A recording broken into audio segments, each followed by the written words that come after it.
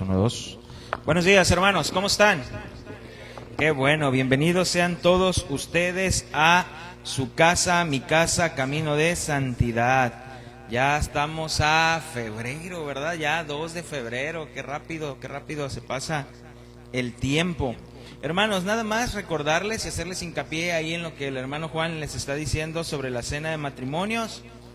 Recuerden que el objetivo de la cena de matrimonios obviamente es para salir edificados como iglesia, pero también es invitar a otro matrimonio, que te des a la tarea de invitar a otro matrimonio, ¿verdad? Es por eso que estamos haciendo estas invitaciones, para que las puedas entregar y decirle: te invito a una cena donde se va a hablar la palabra de Dios. No le mientas tampoco, ni una cena nada más, no le mientas.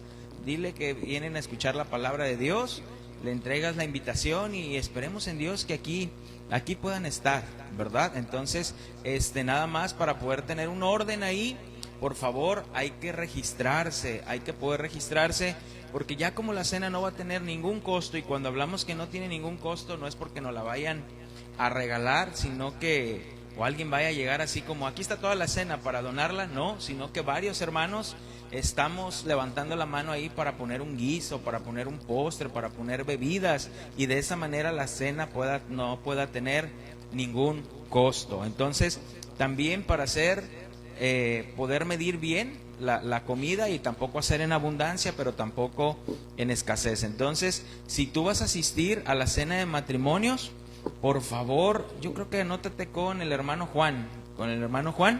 Anótate ahí, dale tu nombre, tu teléfono, y si vas a invitar a alguien más, también, por favor, pásale de una vez tu nombre, sus nombres y su teléfono, porque 2 días antes vamos a marcar para confirmar, ¿verdad? Que sí vayan a venir a la cena. Entonces, por favor, porque no por ser sin costo al final digas: pues no voy. No, de verdad vamos a poner ese orden. Ok, hermanos, vamos a poner este tiempo en las manos del Señor.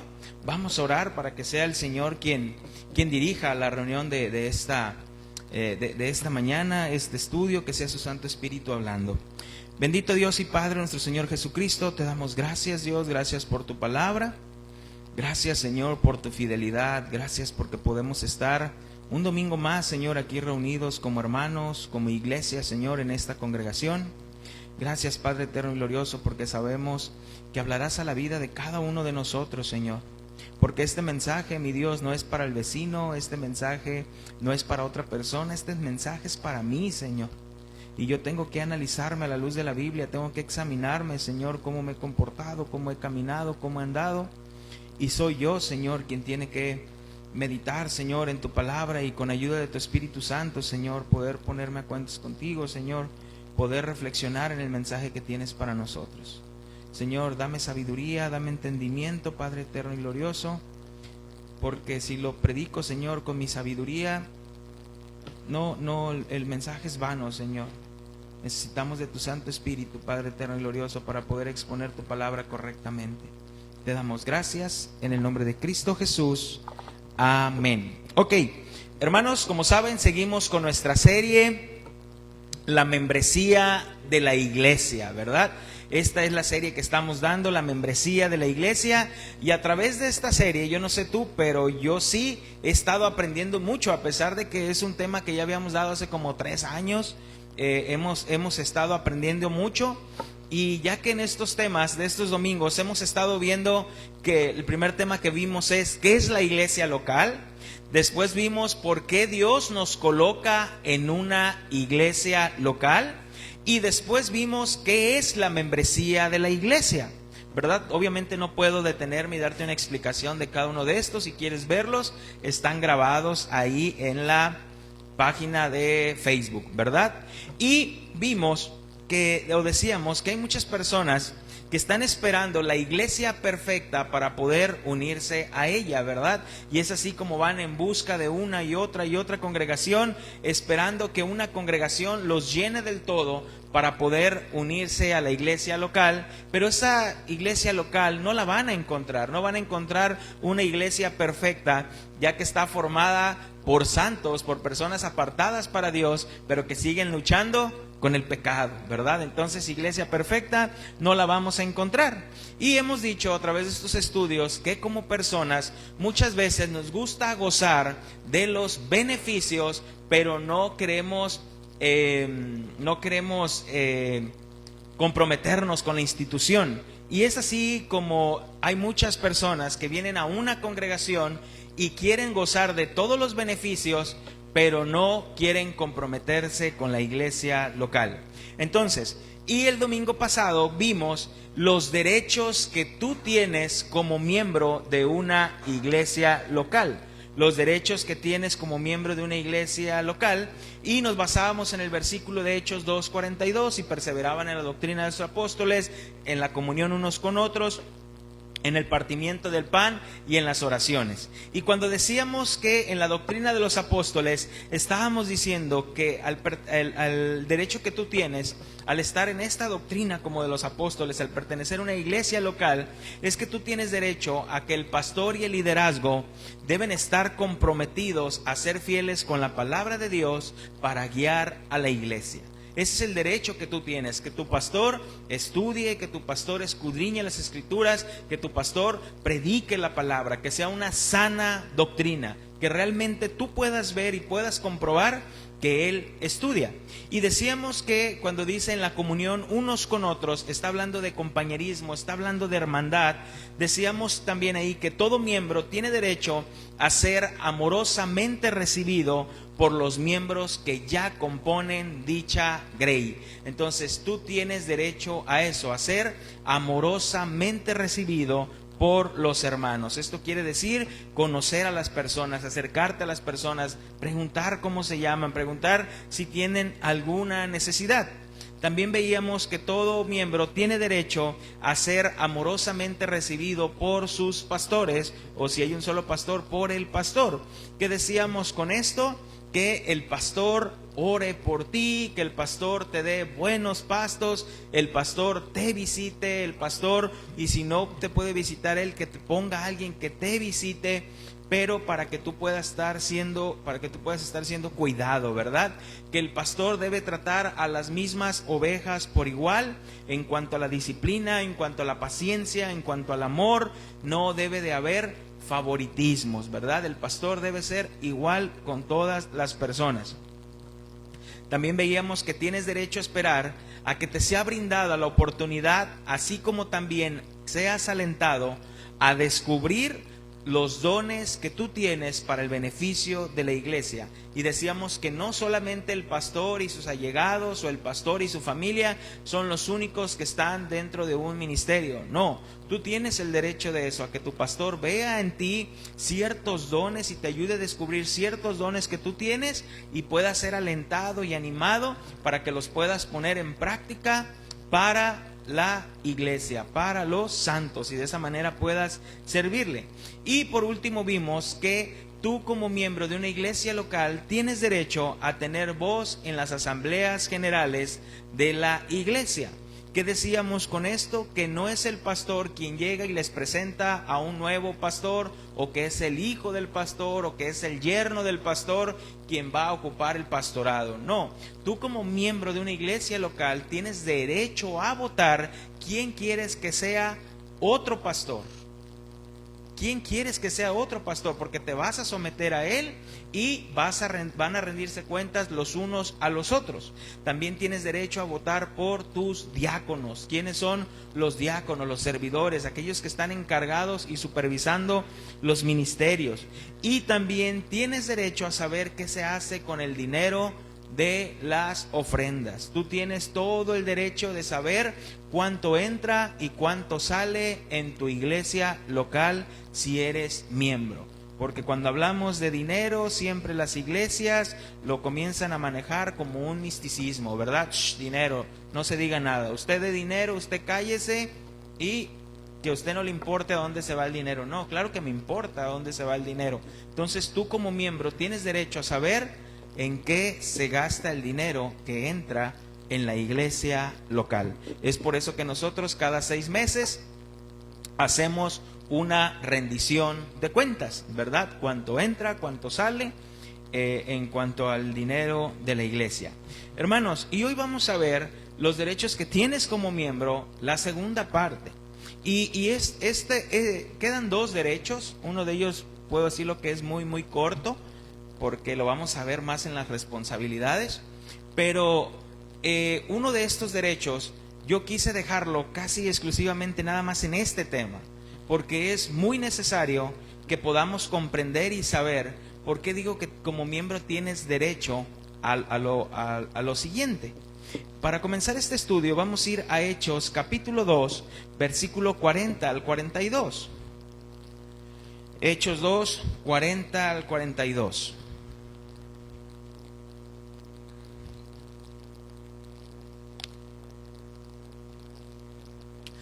Y con otras muchas palabras testificaba y les exhortaba, diciendo: sed salvos de esta perversa generación. Así que los que recibieron su palabra fueron bautizados, y se añadieron aquel día como 3,000 personas. Versículo 42. Y perseveraban en la doctrina de los apóstoles, que ya vimos los derechos que tienes ahí, en la comunión los unos con los otros, los derechos que tienes en la comunión, en el partimiento del pan y en las oraciones. Y hoy vamos a ver este derecho, hermanos, que vamos a ponerlo así, partimiento de pan, que quiere decir que tú como miembro de la iglesia local tienes derecho a participar de la cena del Señor. Tú como miembro de la iglesia tienes derecho a participar de la cena del Señor. Y yo sé que aquí algunos hermanos van a decir: pastor, ahora sí ya te volaste la barda, ahora sí ya te estás pasando. ¿Cómo que solo los que estén unidos a una iglesia local pueden tomar la cena del Señor? Yo no me he unido a una iglesia local, yo quizás ya tengo tiempo aquí en esta congregación, y yo no creo que el hecho de yo estar aquí y no ser miembro de la iglesia, yo creo que eso no me impide el que yo pueda tomar la cena del Señor. Hermanos, y les repito, tuve que dejar exclusivamente este tema para ver este derecho como miembro, porque quiero explicártelo de una mejor manera y no quiero causar confusiones en ti, ni tampoco quiero que se me acuse de ser extremista, de ser hereje, o que le estoy negando a los cristianos, le estoy negando a los creyentes, a los cristianos, lo que el Señor Jesucristo instituyó, lo que Él mismo dejó que se debería de hacer.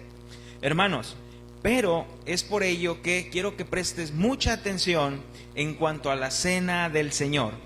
Pero la cena del Señor ha sido, hermanos, tremendamente desvalorizada.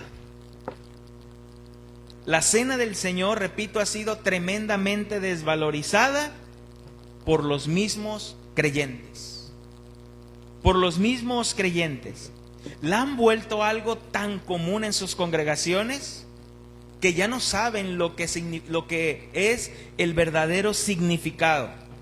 Solo toman la cena por tomar, ¿verdad? Han desvalorizado la cena del Señor, que cualquier persona puede tomarla. No pasa nada a quien la tome, inclusive hasta los niños. Y quizás tú vienes de una congregación así, y yo venía de una congregación así, donde cualquiera puede pasar y tomar la cena del Señor. Pasan, toman la cena del Señor, pasan los niños, y hasta los niños, dale el niño, hasta el niño agarra el jugo, el niño agarra el pedazo de tortilla, y no pasa nada, y se lo come. Y hasta le dejas todavía poquito para que él se lo termine, ¿verdad? Entonces, realmente ha sido desvalorizado la cena del Señor, ¿verdad? Entonces, otros lo toman estando en pecado, sin arrepentirse de ello y sin ponerse a cuentas con Dios. Otros, porque están en pecado, pues dicen: no, pues yo no la tomo, estoy en pecado, mejor así, no la voy a tomar. Hermanos, un pastor dijo esto. Dice: es que los cristianos, esos cristianos, él es pastor, dice: esos cristianos, es que los cristianos tienden tanto a culturalizar la Biblia, que quieren traer los tiempos de allá aquí.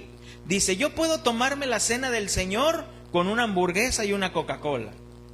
Yo puedo tomarme así la cena del Señor, con una hamburguesa y una Coca-Cola. ¿Por qué no lo hago? Porque sé que voy a lastimar la conciencia de muchos pastores y de muchos hermanos. Pero olvidemos eso, la cena del Señor la podemos tomar con cualquier cosa, una coca y una hamburguesa. Hermanos, claro que no es así. Claro que no es así. Cuando nosotros iniciamos camino de santidad, hemos aprendido muchas cosas en estos años y no estábamos parados en muchos de los fundamentos que hoy estamos parados y muchas de las doctrinas en las cuales hoy estamos convencidos a la luz de la Biblia. Y reconozco, hermanos, que en mi ignorancia creía yo que estábamos celebrando la cena del Señor correctamente, pero en muchas cosas estábamos equivocados. Hay muchas cosas en las cuales yo no prestaba atención en cuanto a la cena del Señor, y de igual manera, pues vamos a hacer la cena del Señor, dábamos un pedazo de tortilla, de harina y jugo de uva. Hermanos, nuestro Señor Jesucristo nunca consagró un pedazo de hamburguesa ni una Coca-Cola. Ni tampoco nuestro Señor Jesucristo consagró un pedazo de tortilla de harina ni un jugo de uva. Lo que nuestro Señor Jesucristo consagró en la última cena fue un pan sin levadura y fue vino. ¿Es que era cultural? No. Es lo que nuestro Señor Jesucristo dijo, consagró y dijo: yo soy el pan que descendió del cielo. Y hermanos, y es de esa manera que nosotros tenemos que hacerlo. Y es por eso que ahora en camino de santidad hemos cambiado eso. Y cuando celebramos la cena del Señor, lo que realmente damos es pan sin levadura y vino. Y vino. Hermanos, repito, de verdad que la cena del Señor ha sido desvalorizada. Le prestamos poca importancia, tan poco cuidado. Y eso, hermanos, el prestarle poca importancia a las cosas de Dios es pecado. Es pecado, hermanos. Entonces, hermanos,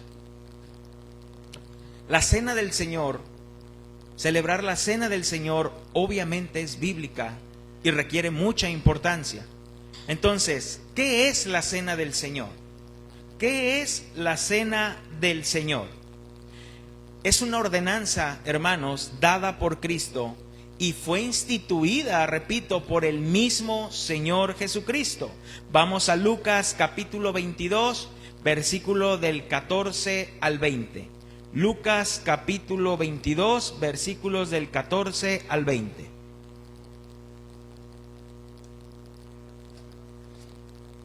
Y quizás, hermano, antes de este estudio tú tenías una idea muy errada de lo que es la cena del Señor, y espero en Dios que se acomoden tus pensamientos, se alineen tus pensamientos y podamos tener el verdadero concepto de lo que es la cena del Señor. Entonces, Lucas 22, versículo del 14 al 20. Cuando era la hora, está hablando de nuestro Señor Jesucristo, ¿te acuerdas que era la Pascua? Dice, cuando era la hora, se sentó a la mesa y con él los apóstoles, y les dijo: cuánto he deseado comer con vosotros esta Pascua antes que padezca. Porque os digo que no la comeré más hasta que se cumpla en el reino de Dios. Y habiendo tomado la copa, dio gracias y dijo: tomad esto y repartidlo entre vosotros. Porque os digo que no beberéis más del fruto de la vid hasta que el reino de Dios venga. Y tomó el pan y dio gracias y lo partió y les dijo diciendo: esto es mi cuerpo que por vosotros es dado, haced esto en memoria de mí.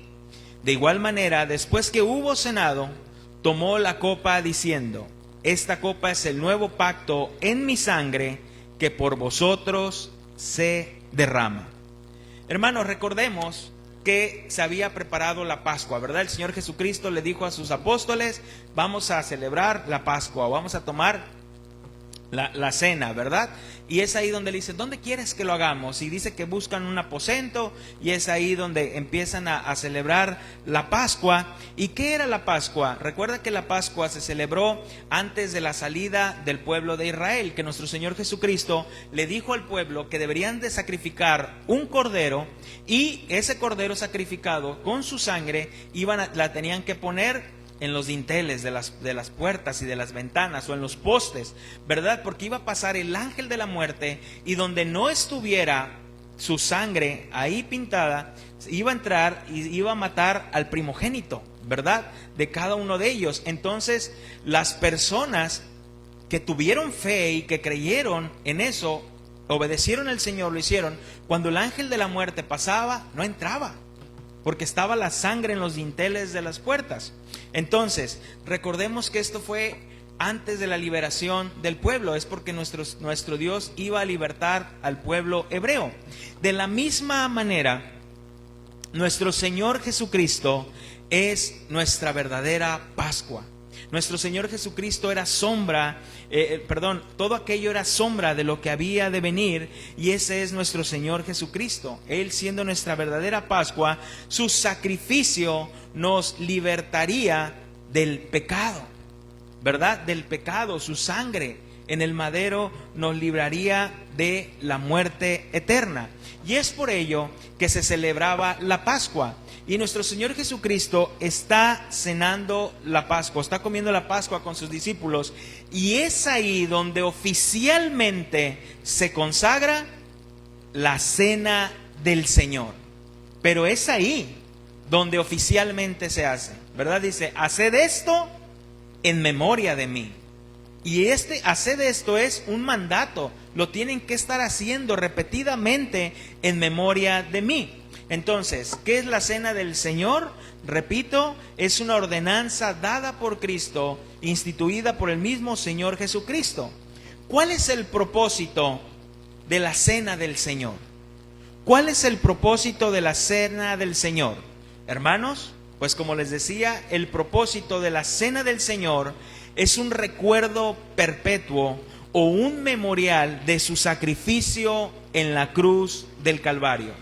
Cada vez que tú y yo celebramos la cena del Señor, estamos haciendo un memorial de su sacrificio, de cómo, siendo Dios, no estimó el ser igual a Dios como cosa a que aferrarse, sino que se despojó de sí mismo, tomando forma de siervo, siendo obediente hasta la muerte y muerte de cruz, ¿verdad? Y esto es un memorial. También en 1 Corintios capítulo 11, versículo 23, el apóstol Pablo nos muestra que esto es un memorial, es un recordatorio sobre el sacrificio de nuestro Señor Jesucristo. 1 Corintios capítulo 11, versículo del 23 al 26.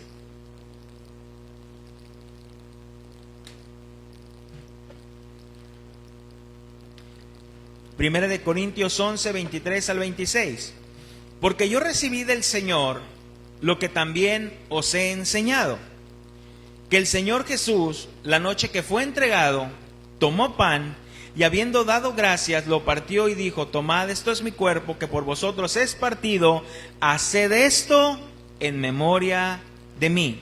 Y asimismo tomó también la copa después de haber cenado, diciendo, esta copa es el nuevo pacto en mi sangre, haced esto todas las veces que bebieres en memoria de mí.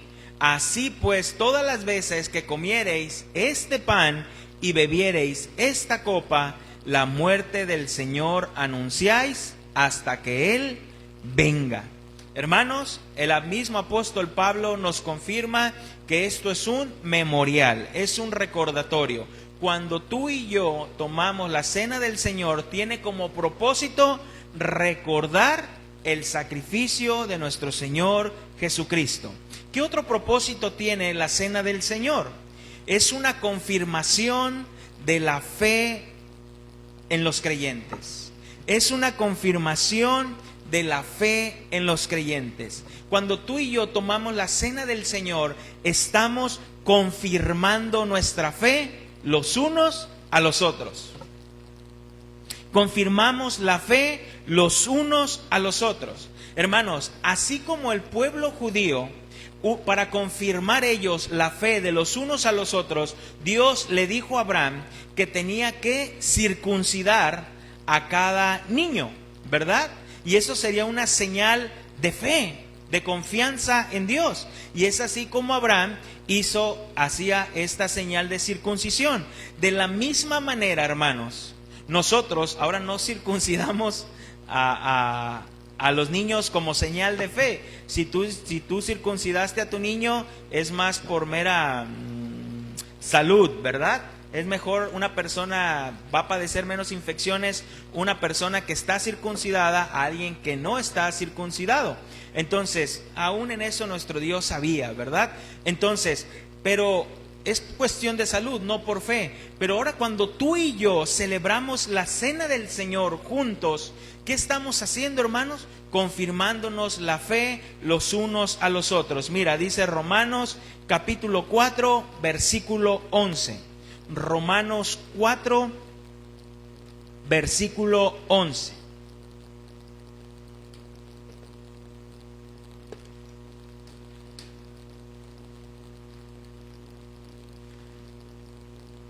Te lo voy a leer en la versión lenguaje sencillo. Dice, en realidad Abraham fue circuncidado para demostrar que Dios ya lo había aceptado por confiar en él. Fue así como Abraham se convirtió en el padre de todos los que confían en Dios, aunque no estén circuncidados. Fíjate lo que dice aquí. Abraham fue circuncidado para demostrar que Dios ya lo había aceptado por confiar en él. Tú y yo no tomamos la cena del Señor para ver si el Señor nos acepta en su reino. Tú y yo tomamos la cena del Señor porque damos fe que somos parte de su reino, somos parte de su pueblo, hermanos. Y tristemente, aún en la cena del Señor puede haber mucha idolatría. Puede haber mucha idolatría. ¿En qué sentido? En que algunos son muy ritualistas en cuanto a la cena del Señor, ¿verdad? Como dándole un poder a eso. Es que en cuanto yo como el pan y la tortilla, como que algo dentro de mí vive y como que me quiere hacer dejar el pecado, así como... No, hermanos, no, eso es algo meramente ritualista, ¿verdad? Eso lo podemos ver en el catolicismo romano, pero vamos a hablar ahorita un poquito más adelante de ello. Entonces, hermanos, la cena del Señor como propósito también tiene que, que confesar, una confirmación, de fe los unos a los otros. Entonces, ¿cuál es el primer propósito? Tomar la cena del Señor. El primer propósito es recordar, traer a memoria el sacrificio del Señor Jesucristo. Punto número 2, confirmar la fe con mis hermanos. Confirmar la fe, que soy parte del reino de Dios. Otro propósito que tiene la cena del Señor es que la cena del Señor nos nutre espiritualmente. Por eso la cena del Señor no puede ser tomada con ligereza, porque la cena del Señor nos nutre espiritualmente. La cena del Señor es un medio de gracia, ¿verdad? Es un medio de gracia. Y tú dirás, Uziel, ¿qué es un medio de gracia? ¿Qué es un medio de gracia? ¿Por qué dices que la cena del Señor es un medio de gracia? ¿Qué es eso de un medio de gracia? Ok, hermanos, los medios de gracia son los instrumentos ordenados por Dios que el Espíritu Santo usa a fin de capacitar a los creyentes para recibir a Cristo y los beneficios de la redención. Aunque Él pudo haber decidido revelar a Cristo desde su forma inmediata a su pueblo, Dios ha determinado hacerlo a través de ciertos medios. Designó la palabra, los sacramentos y la oración como los medios principales que Él usa para comunicar a Cristo y sus beneficios a los creyentes. Entonces, ¿qué son los medios de gracia? Son instrumentos ordenados por Dios que el Espíritu Santo usa. Uno de los medios de gracia es la predicación. Cuando yo estoy predicando, ese es un medio de gracia. Al yo estar predicando la palabra de Dios, tú no dices, qué mensajazo salió del corazón de Uziel. ¿Verdad que no? ¿Qué dices? ¿Qué mensaje habló el Señor a mi vida? Salí nutrido, salí lleno. Hermanos, tú debes de ir a una congregación. Mira, yo pasé por mucho tiempo eso. Yo asistí por muchos años a una congregación y siempre era lo mismo. El pastor se subía, el pastor predicaba, siempre los mismos ejemplos, que esto, que lo otro, y que un versículo, 2 versículos, y tú decías, ¿ya? 40 minutos la predicación, y tú decías, ¿ya se acabó? ¿Ya? Y cuando tú ibas con otros hermanos y, oye, es que yo creo que siempre los mismos ejemplos, la predicación pues nomás no, o sea, no hay una profundidad. No, es que tu responsabilidad es alimentarte en tu casa y venir a la iglesia es como el postre. No es cierto. Eso no es cierto. No es cierto. Eso es parte de no conocer tus derechos como miembro. Pastor, la predicación nomás no. O sea, de verdad pues siempre lo mismo, los mismos ejemplos, lo mismo esto, el mismo tema. Así teníamos un líder de jóvenes que siempre predicaba lo mismo, la verdad. Ahora lo comprendo, pues no estudiaba. Y cuando ibas con él le decías, oye, otra vez este tema, algo te quiere enseñar Dios. A lo mejor no has salido de algo de ahí. No, ponte a estudiar. Porque dice que nosotros debemos predicar ¿qué? Todo el consejo de Dios. Todo. A lo mejor aquí un día vamos a predicar Levítico.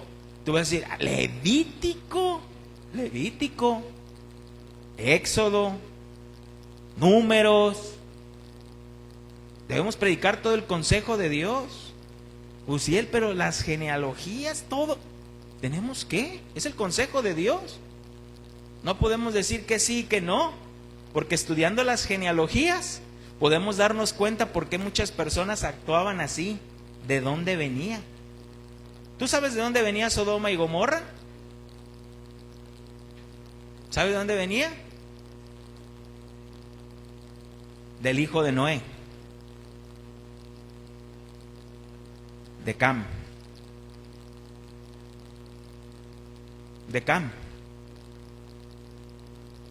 De ahí venía. Pero bueno, ese es otro tema. Me iba a decir algo, pero luego me voy a meter ahí y se van a perder lo que es el tema. Entonces, la cena del Señor también es ese medio de gracia, hermano. Es ese medio de gracia que al momento de que tú y yo recordamos la muerte del Señor Jesucristo, tú y yo nos confesamos se me olvidó la palabra, confirmamos la fe entre los hermanos, nos nutrimos espiritualmente. ¿Por qué? Porque antes de tomar la cena del Señor damos ese mensaje. ¿Qué significa tomar la cena del Señor? Y cuando nosotros la tomamos con esa fe, nos nutrimos. Es lo que la palabra de Dios debe hacer. ¿Qué hace la oración? La oración es otro medio de gracia. ¿Qué haces cuando oras? Te nutres. Hermanos, yo sé que para algunos puede sonar chocante, pero yo sé que hay algunas personas que dicen, la oración tiene poder. Cuando tú oras, la oración tiene poder. No, la oración no tiene poder. El poder es de Dios, que actúa a través de la oración. Dios no necesita de nuestras oraciones. Nosotros sí necesitamos orar para entender la voluntad de Dios. Por eso cuando Pablo oraba y le decía, Señor, la oración tiene poder, quítame este aguijón. Así no decía. Dice, 3 veces he rogado al Señor que me lo quite, y 3 veces el Señor me ha contestado, bástate en mi gracia, mi poder se perfecciona en tu debilidad. No le dijo, Pablo, la oración tiene poder, ¿no? Con eso no estoy diciendo que no deben de orar, debemos orar. De hecho, nuestro Señor Jesucristo da por hecho que un cristiano ora, porque dijo, cuando oréis, no seas como los hipócritas, cuando oréis. O sea, nuestro Señor Jesucristo es consciente que un cristiano ora, un cristiano ayuna. Cuando ayunéis, cuando des limosna, es consciente de ello. Entonces, La oración también es un medio de gracia. Cuando tú y yo oramos, ¿cómo salimos de la oración? Fortalecidos. Fortalecidos. Porque es ahí donde podemos también descubrir o escuchar lo que Dios tiene para nosotros. Y los planes de Dios son mejor que los nuestros. Pero cuando muchas veces oramos con nuestros propios deseos y nuestras propias intenciones, ¿qué dice Santiago? Ustedes no reciben. ¿Por qué? Porque oran mal. Porque oran mal. Oran para sus propios deleites. Debemos orar siempre y cuando se haga la voluntad de Dios. Entonces, hermanos, la cena del Señor nos nutre espiritualmente. También, ¿qué otro propósito tiene la cena del Señor? La cena del Señor es comunión. La cena del Señor es comunión. ¿Y a qué nos referimos con comunión? La cena del Señor es comunión con Dios y comunión con los hermanos, comunión con el pueblo. Es ahí, en la cena del Señor, donde nosotros todos juntos como hermanos, como un solo cuerpo, comemos un solo pan y bebemos un solo vino que es Cristo. Y con nosotros juntos, en común acuerdo, juntos, como si fuésemos uno con Cristo, es en la cena del Señor. Es en la cena del Señor. Mira, 1 Corintios capítulo 10, versículo 16 al 17.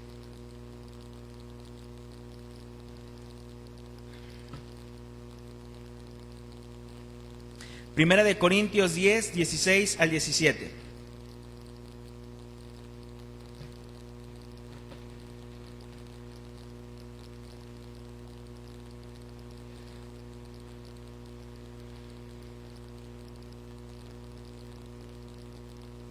Amén.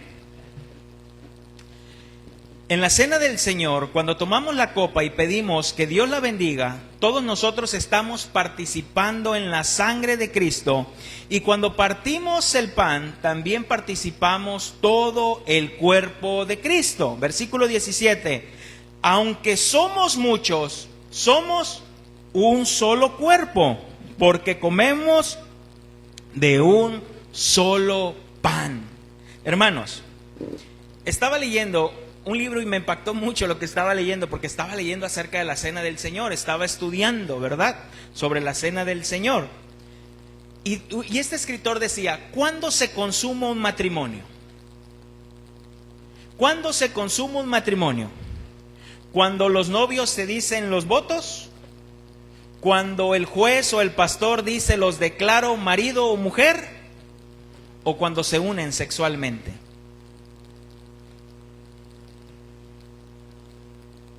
El matrimonio se consuma cuando la pareja se une sexualmente.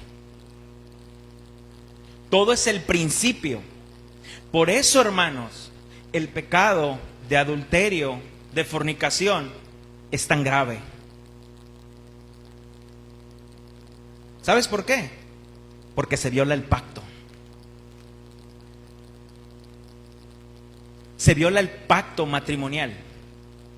¿Tú sabías que Dios se divorció de Israel? El Dios que aborrece el divorcio se divorció de Israel. ¿Sabes por qué? Porque se fue tras otros dioses, tras otros amantes. Y Dios en la Biblia ponía el ir tras otros dioses, tras otros amantes, lo ponía como adulterio y fornicación. Y es Dios quien se divorcia de Israel. Fue el pueblo de Israel quien violó el pacto. Un matrimonio se consuma cuando llegan en la intimidad sexual. ¿Por qué? Porque dicen los dos son una sola carne. Tu marido te puede mentir, tu mujer te puede mentir, tu marido te puede echar una mentira, engañar, hacer esto y lo otro. Pero cuando se habla de un adulterio, de un engaño, es como que si te arrancaran un pedazo de tu carne.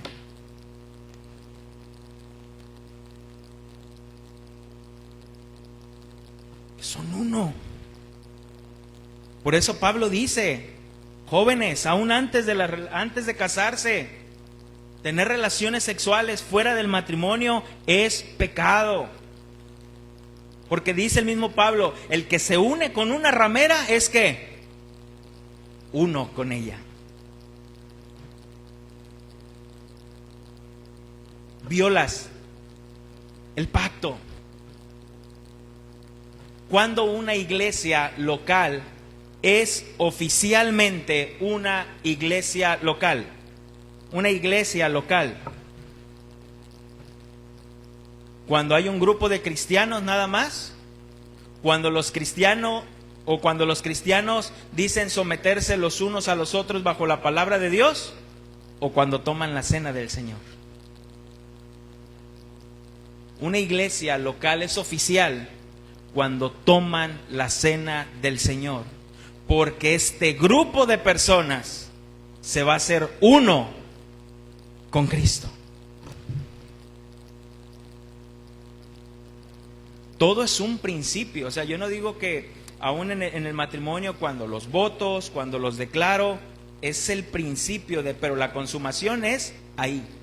Hermanos, es por ello que la cena del Señor tiene esta importancia, porque es ahí donde tú y yo en comunión somos uno con Cristo. Uno con Cristo. Por eso debemos prestarle importancia a la cena del Señor. Por eso dice Pablo, porque aunque somos muchos, somos un solo cuerpo. Porque comemos un solo pan, que es Cristo. Y el comer ese pan nos hace uno con Cristo. Hermanos, ¿qué otro propósito tiene la cena del Señor? El propósito que tiene la cena del Señor es la presencia de Cristo. La presencia de Cristo. Hermanos, y cuando digo la presencia de Cristo, no estoy hablando corporalmente, Cristo corporalmente, sino que nos estamos alimentando espiritualmente, lo que ya habíamos hablado, espiritualmente. Cristo no está en el pan, en el sentido de que aquí está en el pan la sustancia de Cristo y aquí está la sustancia de Cristo en el vino, como lo enseña el catolicismo romano. Obviamente estamos hablando un término figurativo cuando decimos la carne que presentamos el pan y la sangre que presentamos el vino es figurativo, es algo figurativo, pero estos elementos siguen siendo verdaderamente pan y verdaderamente vino, pero espiritualmente el Señor está presente. ¿Logro explicarme? Es pan, es vino, pero espiritualmente el Señor está presente. Hermanos, y es repugnante y es herético lo que el catolicismo romano hace cada domingo. Cada domingo. Lo que hace es cada domingo. Porque ellos dicen que en la hostia se conoce como la doctrina de la transustanciación, ¿verdad? Que se convierte en ese momento, la hostia se convierte en carne. Sigue siendo hostia por fuera, pero la sustancia es carne, y el vino sigue siendo vino por fuera, pero en la sustancia es la sangre de Cristo. Hermanos, eso es herético.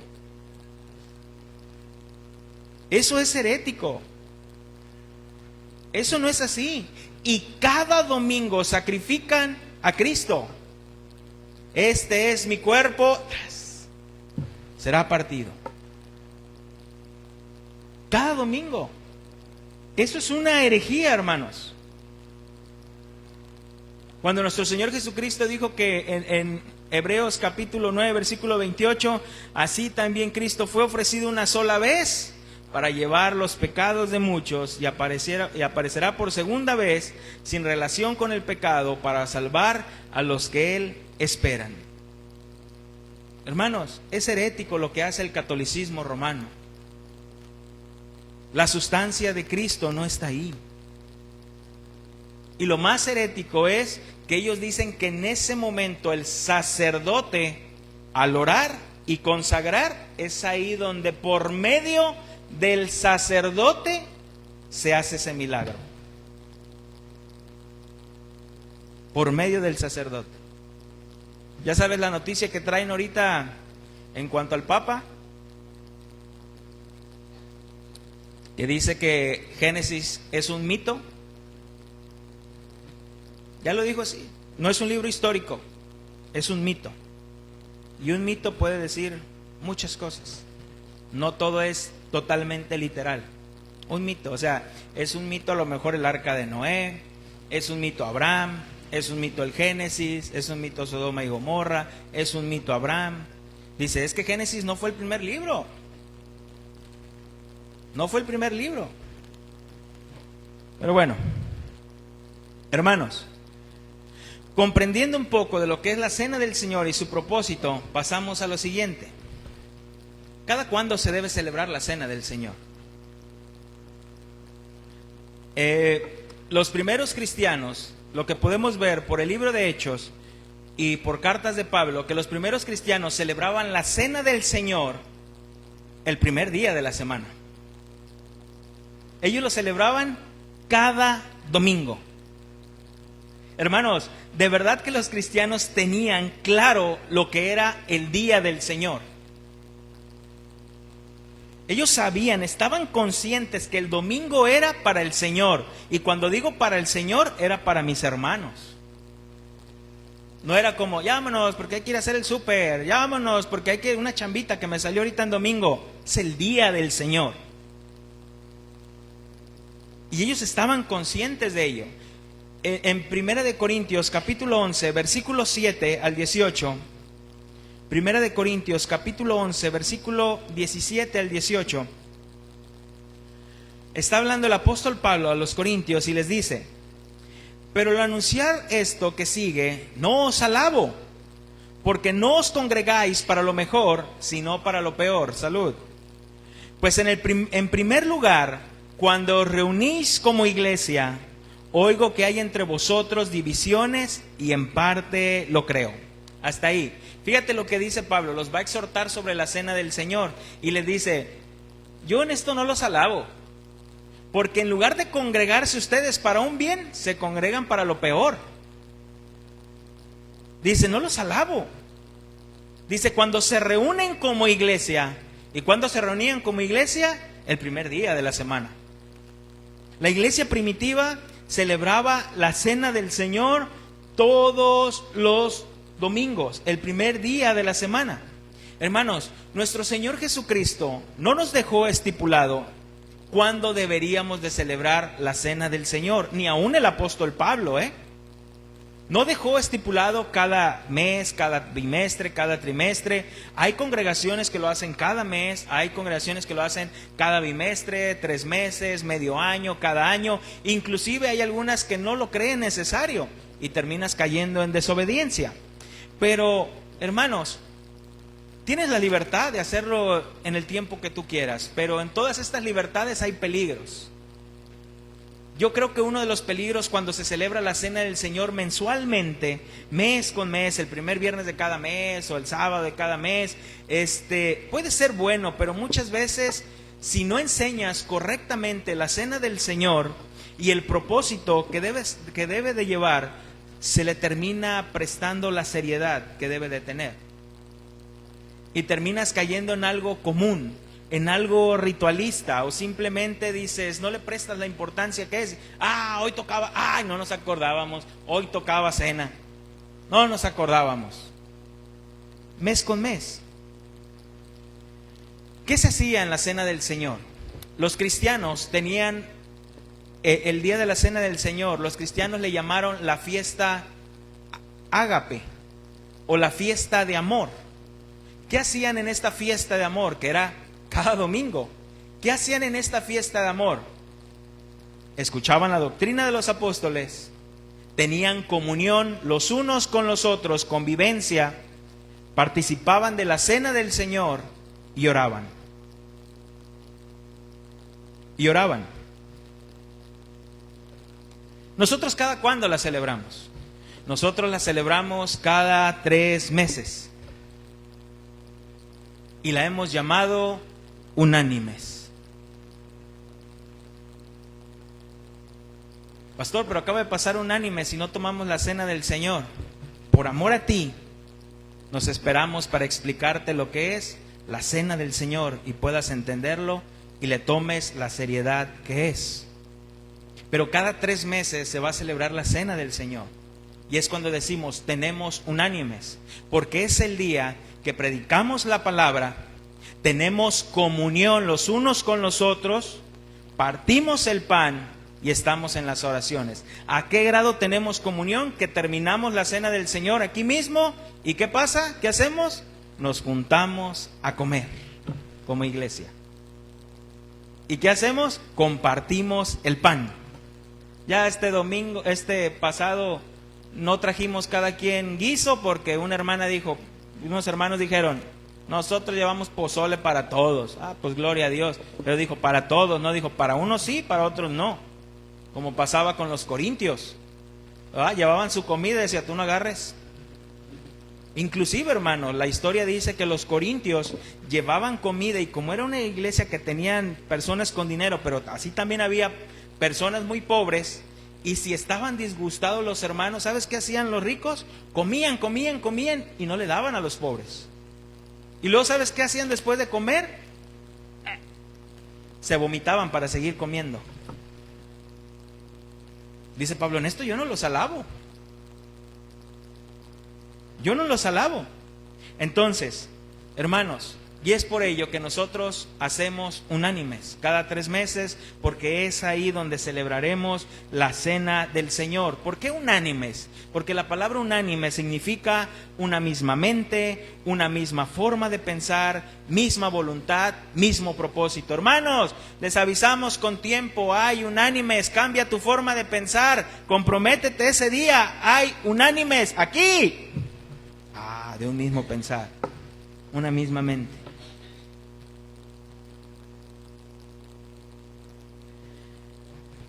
Hermanos, ¿quiénes pueden tomar la cena del Señor? ¿Quiénes pueden tomar la cena del Señor? La respuesta es simple, hermanos. La iglesia de Cristo. Sus hijos, sus redimidos, los que han sido comprados con su sangre, pueden tomar la cena del Señor. Todo aquel que es creyente. Hermanos, pero como cristianos hemos caído en un error. Y me cuento. Hermanos, cuando nosotros vemos en la Biblia la palabra iglesia, que en el griego es eclesía, cuando nosotros vemos esa palabra en el griego, la palabra iglesia no se refiere a un edificio, se refiere a un grupo de personas. Pero nosotros estamos tan familiarizados ya con esa palabra que le decimos a nuestros hijos, el domingo vamos a ir a la iglesia. Y nuestros hijos hacen referencia a este local. O inclusive nosotros hacemos referencia a este local. Yo voy a tal iglesia. ¿Por dónde está? Está por Avenida Niños Héroes.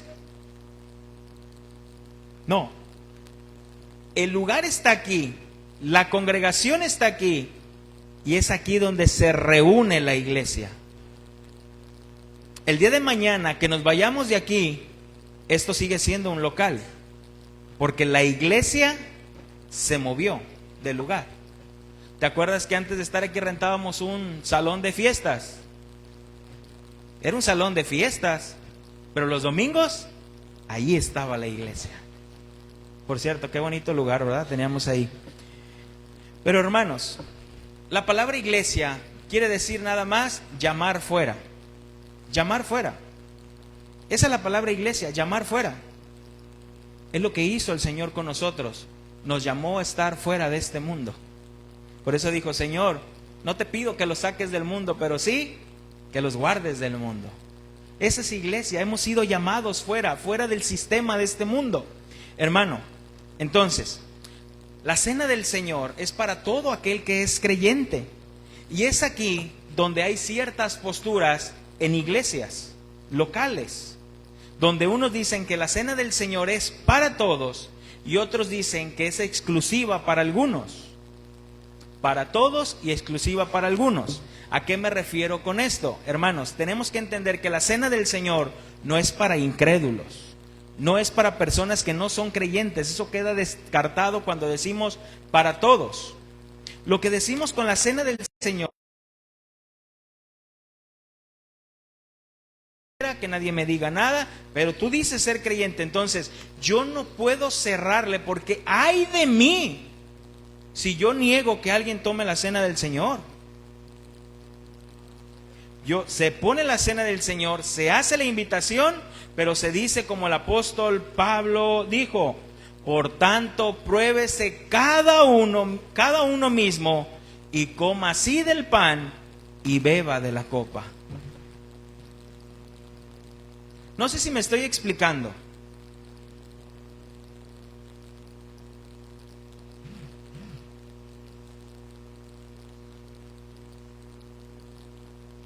Es al fin y al cabo eso, hermano. Decía una persona, oye, es que entonces que las cenas del Señor se tienen que hacer no los domingos en la iglesia, se tienen que hacer en otros lados. No, los domingos se hacen en la iglesia, la cena del Señor.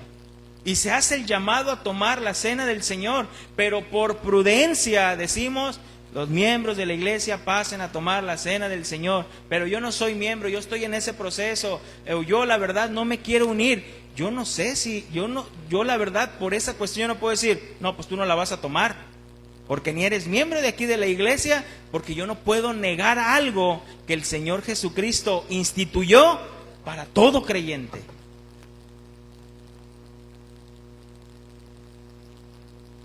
Para todo creyente. Hermano, voy sobre el final. ¿Qué es tomar la cena del Señor indignamente?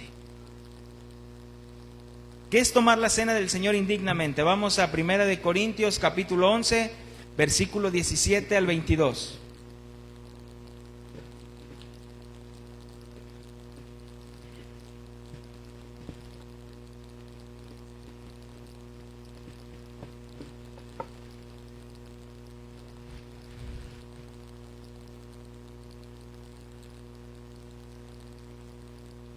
Primera de Corintios 11, 17 al 22. Te lo voy a leer en otra versión lenguaje sencillo. Dice Pablo, hay algo que no los puedo felicitar. Hay algo que no puedo felicitarlos. Si son las reuniones que ustedes tienen, en vez de serles de ayuda, los perjudican. Para empezar, me han dicho que cuando ustedes se reúnen como iglesia, no se llevan bien, sino que se dividen en grupos y se pelean entre sí. Yo creo que en esto hay algo de verdad. En realidad, todo esto tiene que pasar para que se vea quiénes son los verdaderos seguidores de Cristo. Según entiendo, cuando ustedes se reúnen, cada uno se apura a comer su propia comida y no espera a los demás. Así resulta que algunos se queden con hambre, mientras que otros se emborrachan. Y eso ya no es participar de la cena del Señor. Más bien eso es una falta de respeto a la iglesia de Dios y es poner en vergüenza a los pobres. Sino que si lo que quieren es comer y emborracharse, pues mejor quédense en sus casas, dice Pablo. ¿O esperan acaso que los felicite por esto? Pues no hay razón para felicitarlos. Versículo 27. Por eso, si una persona come el pan o bebe de la copa del Señor sin darle la debida importancia, peca en contra del cuerpo y de la sangre de Jesucristo. Por lo tanto, antes de comer el pan y beber de la copa, cada uno debe preguntarse si está actuando bien o mal, porque Dios va a castigar al que come del pan, bebe de la copa sin darse cuenta de que se trata del cuerpo de Cristo. Por eso algunos de ustedes están débiles o enfermos y otros ya han hasta muerto. El Señor se fija en nuestra conducta. Él nos corrige para que aprendamos, para que así no tengamos que ser castigados junto con la gente de este mundo que no cree en Él. Si pensamos bien lo que hacemos, no seremos castigados.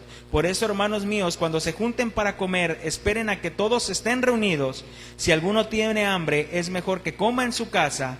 Así Dios no tendrá que castigarlo por su comportamiento en las reuniones. En cuanto a las otras preguntas que me hicieron, ya les daré instrucciones cuando vaya a visitarlos. Hermanos, ¿qué es comer la cena del Señor indignamente?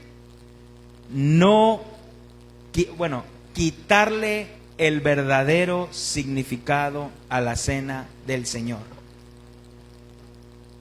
La tomaban nada más por tomar.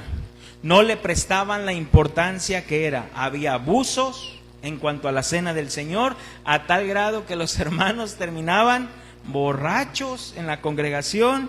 Había abusos, envidias, divisiones, y es ahí donde soberanamente Dios tuvo que intervenir a disciplinar a su iglesia, que por causa de que estaban tomando la cena del Señor indignamente, muchos estaban enfermos y otros hasta ya habían muerto. Fue una muerte prematura. ¿Recuerdas a Ananías y a Zafira?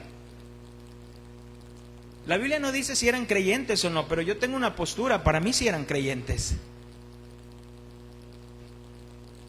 ¿Poco tú nunca has mentido? ¿Qué hicieron ellos? Mintieron. Pero ¿sabes qué fue eso? Un juicio de Dios. ¿Y sabes qué causó en los hermanos? Temor. Esto es serio. Esto es serio. Hermanos, Pablo les dice, yo en esto no los alabo. No están tomando verdaderamente en serio la cena del Señor. Hermanos, y este es el punto, y con esto voy a terminar. Esto es el punto. Debemos prestarle la importancia que se requiere a la cena del Señor, con convicción de pecado y con arrepentimiento. Hermano, tomar la cena del Señor requiere un compromiso. Vamos a tomarla, pues. No. Estamos en pecado, no pasa nada. Vamos a tomarla. No. Es el momento para que recapacites en el sacrificio de Cristo, lo que Él hizo, te pongas a cuentas con el Señor, te arrepientas de tu pecado y vengas y tomes la cena del Señor. Pero que realmente haya un verdadero arrepentimiento. No puedes tomarla con ligereza.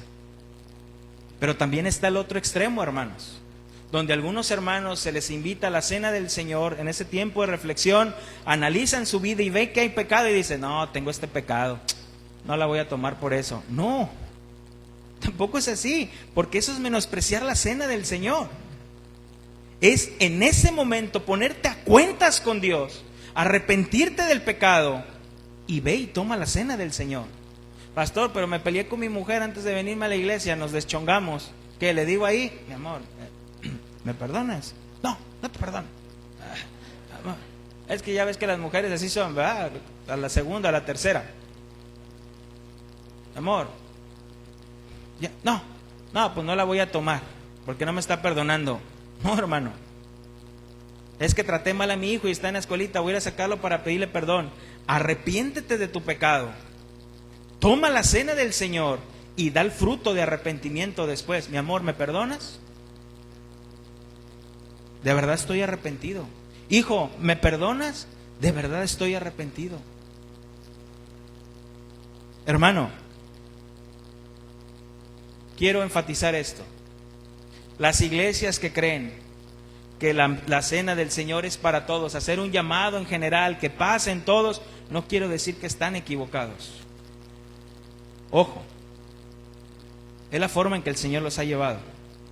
Las personas que decimos que es para los miembros, no quiere decir que estamos equivocados, simplemente es prudencia. Prudencia.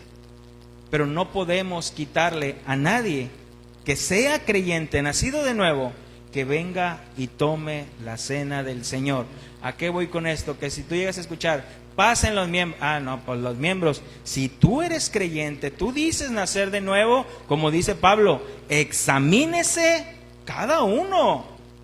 Porque tú no crees, pues yo soy miembro de la iglesia, yo sí paso.